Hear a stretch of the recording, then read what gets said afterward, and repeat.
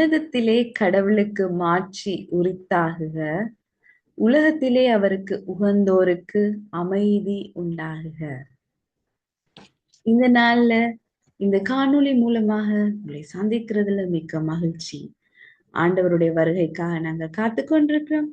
ஆண்டவருடைய பிறப்பின் பண்டிகையை கொண்டாடுவதற்காக நாங்கள் காத்து கொண்டிருக்கிறோம். அட்வென்ட்னா என்னன்னு சொல்லிட்டு நீங்க பாத்தீங்க, நம்பிக்கை, எதிர்பார்ப்பு, அதை குறிச்சு நீங்க பாத்தீங்க. அதுல கூட உங்களுக்கு அழகா ஒவ்வொரு கேண்டிலும் என்னத்தை குறிக்குது, சர்ச்ல பாத்துற ஒவ்வொரு கேண்டிலும் எதுக்காக குறிக்குது நீங்க பார்த்து முதலாவது பாடத்துல நீங்க பாத்தீங்க. ரெண்டாவது கேண்டில் எதை குறிக்குதுன்னு சொன்னாங்க, ஞாபகம் வருதா? சமாதானம்னு சொல்லி தந்தாங்க. ஆமா, இன்றைய நாளிலே சமாதான பிரபுவை குறித்து தான் நாங்க பார்க்க போறோம். எந்த வேத பகுதியின் அடிப்படையில தெரியுமா? லூக்கா 2ஆம் அதிகாரம் 8ஆம் வசனத்துல இருந்து 14ஆம் வசனம் வரையிலான பகுதியை நீங்க வாசிச்சு பாருங்க.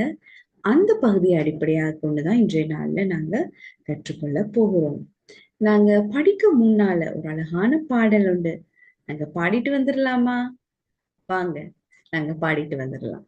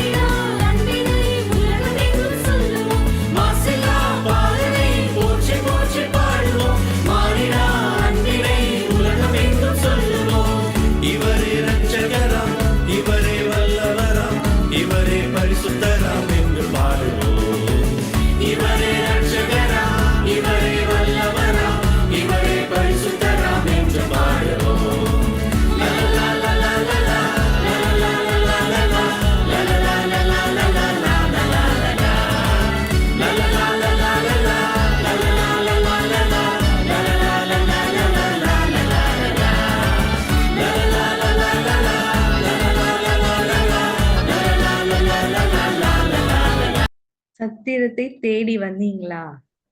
வாங்க நாங்க போய் பார்க்கலாம். எங்கள் சமாதான பிரபுவின் பிறப்பை நாங்க கண்டு களிக்கலாம்.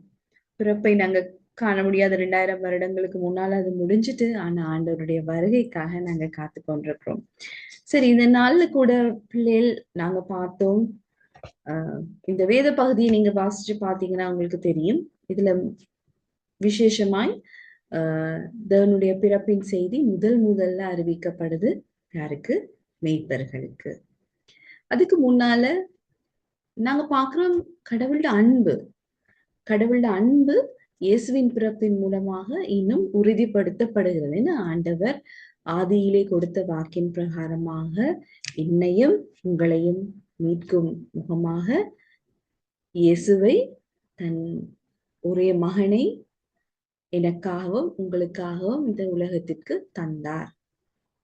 தந்து உங்களை மிகவும் நேசிக்கிறார் என்றதை வெளிப்படுத்தினார்.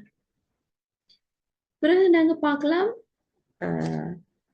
மரியாள் மற்றும் யோசேப்பு, இயேசுவின் தாய் தந்தை, இவங்க 2 பேரும் அர்ப்பணிப்பை பத்தி நீங்க நினைச்சு பாத்தீங்களா? தேவனுடைய அழைப்பு அவங்களுக்கு கொடுக்கப்படுகிறதான நேரத்துல அவங்க அதுக்கு ஆம் ஆண்டவரேன்னு சொல்றத நாங்க பார்க்கலாம்.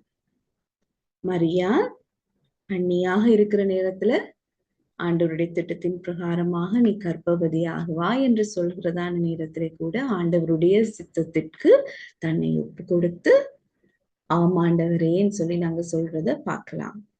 அதே போல யோசேப்பும் நிச்சயிக்கப்பட்ட பெண் கர்ப்பவதியா இருக்கிறாள் என்று தெரிந்ததான நேரத்திலேயும் அவளை ஏற்றுக்கொண்டு பராமரிக்க யோசேப்பும் முன் வர்றதை நாங்க பார்க்கலாம். அப்ப இவங்க 2 பேருமே இவங்களுக்கு ஒரு அவங்க கடவுளுக்குள்ள அர்ப்பணிப்போட காணப்படுகிறத நாங்க இங்க பார்க்கலாம். அது மாத்திரமல்ல, இன்னொரு காரியம் என்ன பார்க்கலாம்? கீழ்ப்படிவு. உலகத்திற்கு இந்த சமாதானத்தை கொடுப்பதற்காக இவங்க கீழ்ப்படுகிறத நாங்க பார்க்கலாம். இந்த 2 பேரும் கீழ்ப்படியாட்டி என்ன நடந்திருக்கும்? முதல்ல நாங்க பார்க்கிறோம், ஆதாம் கீழ்ப்படியாமையினால பாவம் உண்டானதை நாங்க பார்க்கிறோம். அது மாதிரி இவங்க அப்படி இல்லாமல் கீழ்ப்படிந்து தேவனுக்கு பயப்படுகிறத நாங்க இங்க பார்க்கலாம். அப்ப நாங்களும், கிறிஸ்தவர்களாகிய நாங்களும் ஆண்டவர் எங்களுக்கு சொல்கிறதான சில காரியங்களை குறித்து கீழ்ப்படிய வேண்டிய பிள்ளைகளாக நாங்க இருக்கிறோம். ஏன்னா அது ஒரு பெரிய ஒரு ஆசீர்வாதத்தை எங்களுடைய வாழ்க்கையில் எங்களுக்கும், அது மட்டுமல்ல மற்றவர்களுக்கும் அது கொடுக்கிறதா இருக்குது. பெரிய ஒரு ஆசீர்வாதத்தை கொடுக்கும். அதோட நாங்களும் அர்ப்பணிப்போடு ஆண்டவருடைய வார்த்தை எங்களுக்கு கொடுக்கப்படுகிறதா நேரத்திலே அவர் செய்ய சொல்கிற காரியங்களை நாங்களும் அர்ப்பணிப்போடு ஏற்றுக்கொள்ள வேண்டியவங்களாக நாங்க இருக்கிறோம்ன்றத நாங்க பார்க்கலாம். இயேசுவின் பிறப்பு முதல்ல ஏன் மெய்ப்பர்களுக்கு போய் சேர்ந்தது? இந்த கேள்வியை நீங்க யோசிக்கிறீங்கன்னு சொன்னா உங்களுக்கு தெரியும், இதுக்குரிய பதில் தாழ்மையானவர்களை ஆண்டவர் மிகவும் நேசிக்கிறார். என்ன, முதல்ல சமுதாயத்துல அவங்க சற்று தாழ்த்தப்பட்டவர்கள், ஒதுக்கப்பட்டவர்கள், ஏழ்மையானவர்கள்னு சொல்லலாம். அப்படியானவங்கள ஆண்டவர் நேசிக்கிறத வெளிப்படுத்த தண்ட பிறப்பு பெரிய ராஜா மெசியா, ஆனா தான் பிறந்த அந்த நல்ல செய்தி முதல்ல அந்த ஒதுக்கப்பட்ட சமூகத்திற்கு அறிவிக்கப்படுகிறத நாங்க இங்க பார்க்கலாம்.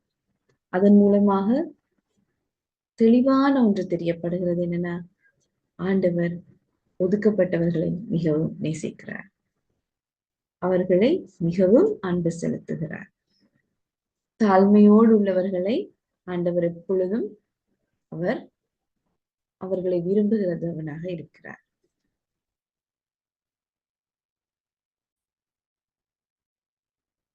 இயேசு சமாதானத்தின் பிரபுவாக நமக்கு கொடுக்கப்பட்டார். சமாதானத்துக்கு எதிர்கருத்து சொல் என்று கேட்டால் என்ன? சண்டை என்ன? அப்ப இந்த சமாதானத்தை விளங்கப்படுத்த சண்டையை நீங்க கொஞ்சம் யோசிக்க வேண்டி இருக்கு. சண்டைன்னு சொன்னீங்களா எப்படி இருக்கும் நிலைமை என்ன? சமாதானம்னா எப்படி இருக்கும்? இந்த சமாதானம், இயேசு தர சமாதானம், அது ஒரு சந்தோஷமான ஒரு காரியம். எங்க எல்லாருக்கும் அதான் விருப்பமானது, நாங்க ஆசைப்படுறது. பாத்தீங்கன்னா நாடுகள் கூட சண்டை பிடிக்குது இப்ப இந்த காலங்கள்ல. சரியா? சமாதானம் இல்லாம இருக்கிற நேரம் மக்கள் கூட கஷ்டப்படுறாங்க.